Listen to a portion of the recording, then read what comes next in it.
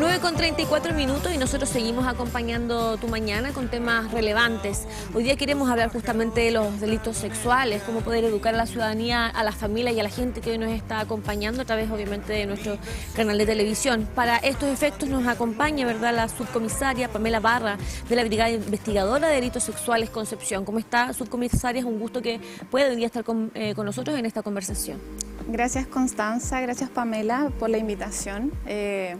Estamos, digamos, contentos de poder educar e informar a la comunidad de nuestro trabajo y de algunas medidas que puedan tomar respecto a los delitos que afectan la libertad y la indemnidad sexual de las personas. Así es, subcomisario, usted lo hablaba respecto de educar, de informar, pero antes de introducirnos a este tema queremos comentar también con ustedes el siguiente video. Te falta solo la capa para ser súper rica. Y esa faldita, me gustaba más la otra, No se ponga tan seria, si es solo un besito. Oye, ¿y cómo te gusta hacerlo a ti? Ya, pues Cuéntame si somos adultos. ¿De qué horno habrá salido este rico pastelito? Podríamos pasarlo bien un ratito, ¿eh? Y todo se soluciona, ¿Acaso es acoso? Una palmadita de cariño, insinuaciones al oído o acercarse más de la cuenta a otra persona no está bien, no es simpático, es acoso. Secretaría Técnica de Igualdad de Género y No Discriminación de la Corte Suprema. Es una lamentable realidad que se vive en parte de todo el territorio nacional, en distintas localidades, y por lo mismo el día de hoy en el matinal Siempre Juntos queremos también educar e informar de este tema. Subcomisario, respecto al trabajo que ustedes realizan, me gustaría que partiéramos por el objetivo principal también que tienen como Brigada Investigadora de Delitos Sexuales y cuáles son las diferencias de estos delitos que se están presentando y se han ido presentando hace muchos años. Bueno, sí, el objetivo principal de nuestra brigada es investigar los delitos del ámbito sexual, ¿cierto? Por instrucción de Fiscalía, dirigiendo siempre nuestra investigación hacia la comprobación o descartar el hecho. Dependiendo del tipo de delito, nosotros aplicamos ciertos protocolos ya establecidos. La institución en ese sentido es muy profesional en el tema de aplicar los protocolos establecidos para que no haya un cuestionamiento posterior al momento de que esto pase a instancias superiores, como alguna formalización o juicio que se realice. Sí, hablamos de algunos términos que son importantes de ir comprendiendo. La diferencia, por ejemplo, entre abuso y acoso. ¿Cómo podríamos definir cada una de estas terminologías y de qué manera son también distintas, ¿no? Bueno, hay que entender que el acoso callejero, que es un delito, entre comillas, nuevo, ¿cierto?, que antes no estaba tipificado como tal, surge porque hay necesidades sociales nuevas, ¿cierto? Hay también un empoderamiento femenino, así como también un reconocimiento de los derechos tanto de niños, niñas, adolescentes, como de las mujeres. Entonces esto va creando nuevas leyes que nos permiten regular el comportamiento de las personas en espacios públicos, ¿ya? Y de ahí viene esto del acoso sexual callejero, ¿ya?, que tiene que ver con cualquier acción de significación sexual que afecte a una persona, ¿ya? Hombre, mujer, niño, niña, adolescente, ¿ya?, que afecte, por ejemplo, sus partes íntimas, o que simplemente le genere algún tipo de humillación con palabras que puedan denostarla en el ámbito sexual, ¿ya? Subcomisario, cuando hablamos de abordar este tema, sin duda para las familias muchas veces es complicado de cómo también abordarlo con los niños, las niñas, los adolescentes. Sabemos que dentro de la red también de protección están los PRM, que son estos programas de reparación de maltrato grave, ¿cierto? ¿Cómo lo podemos iniciar? Podemos empezar a hablar este tema también con ellos. Bueno, ahí volviendo y juntando ambas preguntas, ¿cierto? Porque me faltó también referirme a la diferencia del abuso sexual, acoso, claro. El abuso es toda acción, ¿cierto?, que afecte las partes íntimas de una persona o acciones de significación sexual también, pero se dan en diferentes contextos, ¿ya? Por ahí va la diferencia, ¿ya? Ahora, nosotros como brigada siempre estamos tratando de educar a las personas en ese ámbito. Tratamos también de, en los colegios, trabajar en conjunto, ¿cierto?, para poder educar a los profesores, también trabajamos en conjunto con los psicólogos para poder orientar respecto de las conductas que pueda tener un niño o niña adolescente que hagan dar cuenta de que podría estar siendo víctima de un delito de abuso sexual, ¿ya?, o de cualquier otro tipo de afectación, digamos, en el ámbito de la esfera sexual. Ya, esto se puede observar a través del comportamiento de los niños, cambian su forma de comportarse con sus familias, con sus pares, ya hay que tener ojo también con las redes sociales. Muchos niños pueden mostrar mayor irritabilidad, muchos niños también pueden mostrarse con algunos trastornos, ya, del sueño, incontinencias, ya.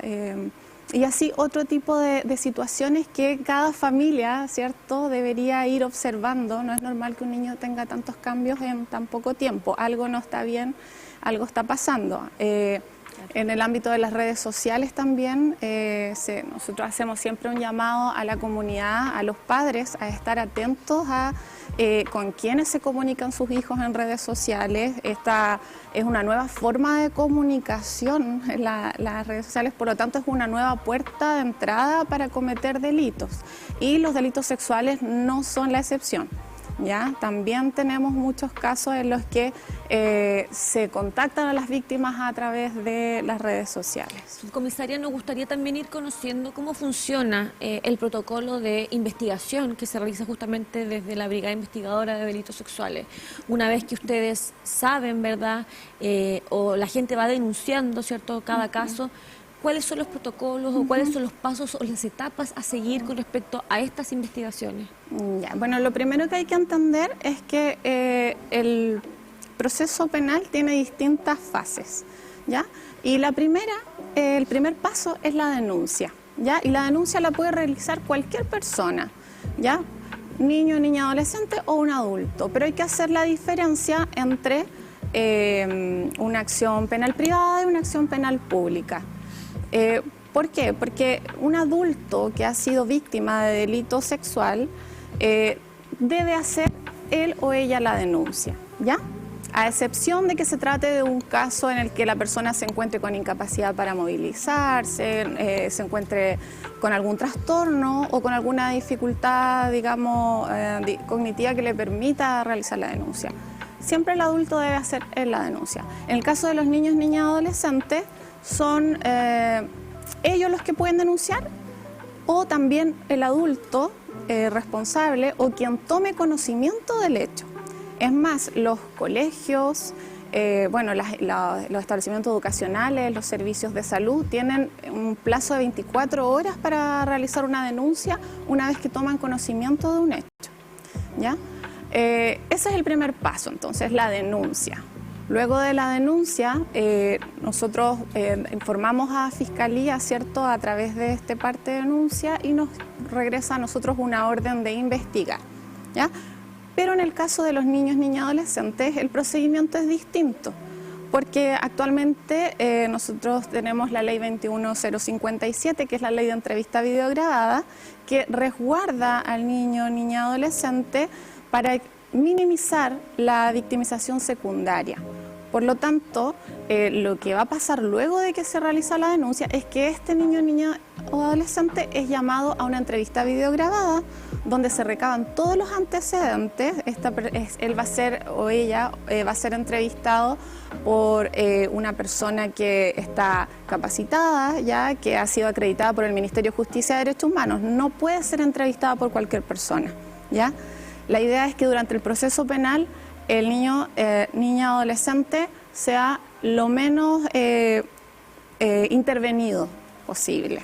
Pamela, y en los casos de abuso sexual propiamente tal, vemos cómo este procedimiento también de entrevista sin duda genera obviamente un dolor para la persona que lo está experimentando, lo está viviendo. Cómo también se evita la revictimización por parte de tantas declaraciones, muchas veces que se tienen que entregar a las instituciones también que van a velar por que se realice una buena investigación del caso. Bueno, sí, es algo que ya se está tratando con los NNA, con los niños y adolescentes, que tiene que ver con la entrevista videograbada. Con los adultos nos cuesta un poco más porque la ley no los contempla aún dentro de esta entrevista videograbada, aunque se están ya, creo, haciendo algunas modificaciones para poder incorporar igual a las víctimas adultas. Eso es algo que no puedo dar por cierto aún, pero se está trabajando en ello. Pero la Policía de Investigaciones, la Brigada de Delitos Sexuales, siempre intenta mantener un contacto directo con la víctima, ¿ya? Resguardarla también, ¿ya? Nosotros tenemos protocolos de actuación. En estos protocolos de actuación siempre intentamos de proteger a la víctima de la exposición, y por lo mismo nuestras investigaciones son muy reservadas. Ya son muy reservadas, nosotros no entregamos antecedentes o información más que a la propia víctima, ¿ya? Respecto de cómo va la investigación. O en caso que ella o él se acerque a preguntar, nosotros sí podemos entregar la información, pero tratamos siempre de resguardar la privacidad, porque en realidad es un delito que afecta mucho la dignidad de la persona. No es un bien, no es algo que te roba, no es un teléfono que te puedes llegar y cambiar por otro, ¿ya? Cuando se daña tu libertad sexual, tu indemnidad sexual, hay otras cosas que cambian también en la persona, ¿ya? Y por eso nosotros tenemos que tratarlo con tanta delicadeza y con tanto cuidado, porque es un bien que está en la persona y que es inherente, ¿cierto? Y que no lo podemos tratar como una cosa material, a diferencia de otros delitos, ya hay que tratarlo con delicadeza. Muchas víctimas también buscan realizar denuncia más que para llegar a una instancia superior, a un juicio, para una sanación personal, y eso también uno tiene que respetarlo dentro del proceso de investigación. Paralelamente al abuso sexual infantil o adolescente, nos gustaría también enfocarnos en la vereda del acoso laboral. Una de las principales problemáticas que vivimos con respecto, ¿cierto?, a esta materia es muchas veces el miedo. El miedo a denunciar, cuando muchas veces probablemente puede ser el jefe, una compañera o un compañero de trabajo, las que nos está hostigando, ¿verdad?, y acosando. ¿Cómo podemos hacerlo? Muchas veces tenemos este temor y son nuestras compañeras o las personas que están a nuestro alrededor las que pueden hacer esta denuncia. ¿Y cuál es el conducto regular a seguir en caso de que no sea la víctima, sino que justamente son denuncias que tienen relación con personas que están a nuestro alrededor? Claro, bueno, en ese sentido, cuando esto ocurre en un contexto, no sé, laboral, o cuando hablamos de un acoso sexual laboral, no sé si se refiere a eso, más que, así es. Más que nada, el delito se trata de la misma forma, damos el mismo tratamiento que en un delito sexual que se da en otro contexto, ¿ya? Lo que sí, bueno, eso es independiente de las medidas que tenga que tomar el empleador en esos casos, pero siempre llamamos a que si alguien toma conocimiento de un hecho, ¿cierto?, trate de informar lo que está ocurriendo. Como señalé antes, los adultos deben hacer las denuncias cuando han sido afectados, ¿ya?, siempre que se encuentren imposibilitados para hacerlo, ¿ya? Pero entiendo que en el contexto laboral, ¿cierto?, el empleador también debe ser consciente y debe estar al tanto. Hay leyes que actualmente respaldan a los trabajadores, a las trabajadoras y trabajadores en ese sentido, ¿ya? Y una vez que se hace la denuncia, nosotros vamos a dar el mismo tratamiento de un abuso sexual que ocurriría en cualquier otro contexto, ¿ya?, independiente de donde sea. Subcomisario, hoy en día estamos viviendo una crisis de desconfianza por parte de las instituciones públicas, por parte de las autoridades, desde la ciudadanía, respecto a cómo se aborda este tema. Me gustaría también que nos pudiera explicar cómo es el resguardo también de las medidas cautelares que, una vez que ya se define el delito y obviamente se tiene identificada la persona que lo realizó. ¿Se respetan muchas veces esas medidas cautelares, sobre todo en temas de casos de abuso sexual y no violación? Bueno, las medidas cautelares sí se dan, no es algo en realidad que nos competa a nosotros otorgar las medidas cautelares. Por parte de Fiscalía.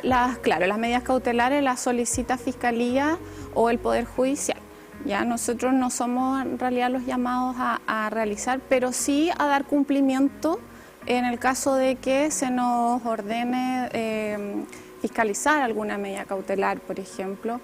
Pero sí, en niños, niñas, adolescentes, siempre estamos resguardando en ese sentido a la víctima de que no haya un acercamiento entre el imputado y la víctima, valga la redundancia. ¿Ya? Entonces, sí es una acción que tomamos, que informamos a Fiscalía. Mire, sabe que el niño vive con, por ejemplo, con el abusador. Inmediatamente se solicita a tribunal de familia, ¿cierto? Se solicita una medida cautelar para que haya un alejamiento. Porque a veces las personas preguntan y no han consultado que se sabe que existe conocimiento por parte del abusador, pero no se decreta la prisión preventiva, por ejemplo, y la gente pregunta por qué ocurre eso, qué es lo que pasa ahí. Bueno, va a depender de cada caso en realidad, ¿ya? Cuando no se ha decretado alguna orden de alejamiento o medida cautelar es, como les decía, Fiscalía o también el Poder Judicial quienes toman esas decisiones en base a los antecedentes, pero en realidad no es algo que nosotros como policía vayamos a decidir. Sí. Subcomisaria, hoy día también me gustaría abordar, y con respecto a las investigaciones que se realizan, con respecto a los delitos, ¿cierto?, de acoso, violación, ¿cuál es la importancia de la virtualidad, de almacenar datos, de almacenar cosas que tienen relación hoy día con el propio celular? Hoy día encontramos, ¿cierto?, páginas pornográficas, etcétera, y muchas cosas que pueden ayudar en este tipo de investigaciones. ¿Qué tan importante se hace la virtualidad hoy día con este proceso investigativo que van realizando? Bueno, almacenar ese tipo de información, almacenar cierto contenido donde niños o niñas se vean expuestos sexualmente es un delito, ¿ya? Eso está penado también. Y nosotros tenemos en la Policía de Investigaciones la Brigada del Cibercrimen, que es la que trabaja más bien ese tipo de delitos, ¿ya? Ellos se dedican a investigaciones, también tienen algunos convenios ahí internacionales para poder esclarecer esos hechos, y entiendo que han tenido buenos resultados respecto de investigaciones relacionadas con el cibercrimen. Y en cuanto también a las estrategias de información, de educación para la comunidad, para la ciudadanía referente a este tema, ¿cómo se está trabajando y cuáles son los desafíos a futuro, considerando lo que mencionaba la Conci respecto de que la virtualidad obviamente está cambiando la forma en cual estamos interactuando, la tecnología también? De hecho, se han generado bastantes casos también por parte de, a través de la inteligencia artificial, lo hemos visto a nivel nacional. ¿Cómo se trabaja frente a esta este nuevo modelo de cómo nos estamos también comunicando? Bueno, sí, la Policía de Investigaciones se ha estado actualizando en ese sentido, ¿ya? Como les conté antes, esta nueva puerta al delito que se abre, ¿cierto? Sí nos ha afectado más, han crecido las denuncias en ese ámbito, han aumentado. Por lo tanto, también siempre estamos nosotros llamando, educando a la comunidad al resguardo de las redes sociales, ¿ya? Al resguardo, al revisar. Yo creo que el principal control está en la casa, ¿ya? En los niños. Ahí es donde los padres pueden, digamos, tomar acciones, ¿ya?